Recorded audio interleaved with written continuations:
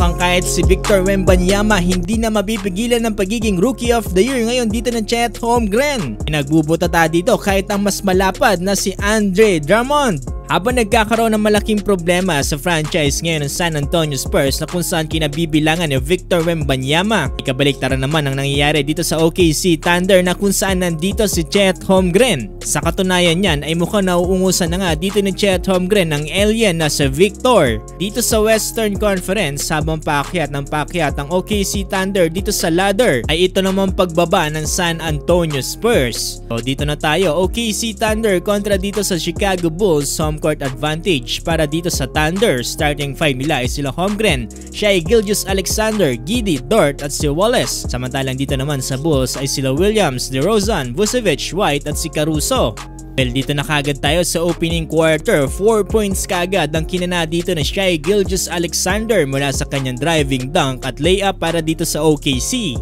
Pero kagad naman yan sinagot dito ni Coby White ng isang 3-point jumper para dito sa Chicago Bulls. Wala si Zach LaVine ngayon dito para sa Bulls kaya medyo mahihirapan dito si DeMar DeRozan. 0 out of 3 siya dito sa first quarter. 4 points naman para dito kay Holmgren. Grabe yung hustle na ginagawa dito ni Chet sa ilalim, halos hindi makasabay dito si Andre Drummond. Kumagat pa si Drummond dito sa fake ni Chet para sa isang driving dunk. Tapos ang first quarter lamang na ang OKC, 26-14. Pagpasok ng second quarter, hindi natatakot si Holmgren sa laki dito ni Andre Drummond. Pinotata dito sa ilalim. Sundan niyan dito ng 5 points mula sa layup at rest dito ni Williams. Samantalang buhat mode naman dito si Coby White para sa Chicago Bulls, 3 beses nagpaulan ng magkakasunod na 3. Pero kahit mainit dito si Coby White ay nasasabayan pa rin yan dito ng OKC Thunder mula naman dito kay Isaiah Joe. Dahilan para magilamang pa rin dito ang OKC by the end of first sa 50-39. Pagpasok ng third quarter, itong si Nikola Vucevic na ang kumakaripas para dito sa Chicago Bulls.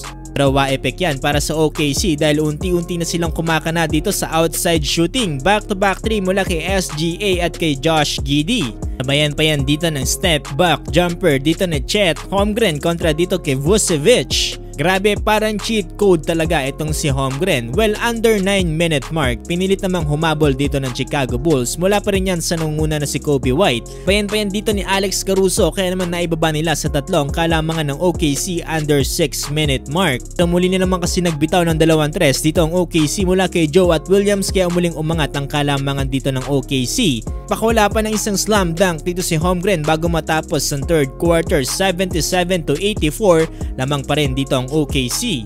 Opening ng fourth quarter, DeMar DeRozan step back jumper and 1 kontra dito kay Dort. Di kinakaya ni Dort dito si DeMar DeRozan, another points inside the paint. Pero sa kabila niya ay unti-unti naman tumatrabaho dito ang rookie na si Chet Holmgren. Naon pa sa kangkungan dito si DeMar DeRozan, nakala ata mapoposterize pa itong si Holmgren.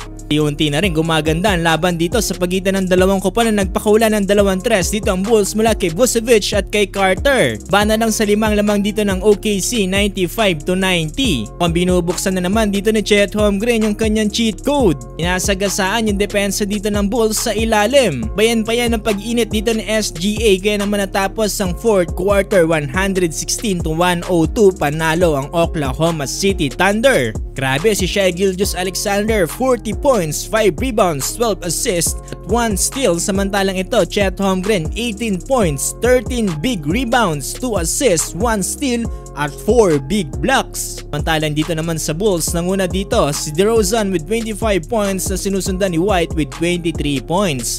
Alex Caruso naman 12 points. Dahil dyan, pumapangalawa na ang OKC Thunder dito sa Western Conference.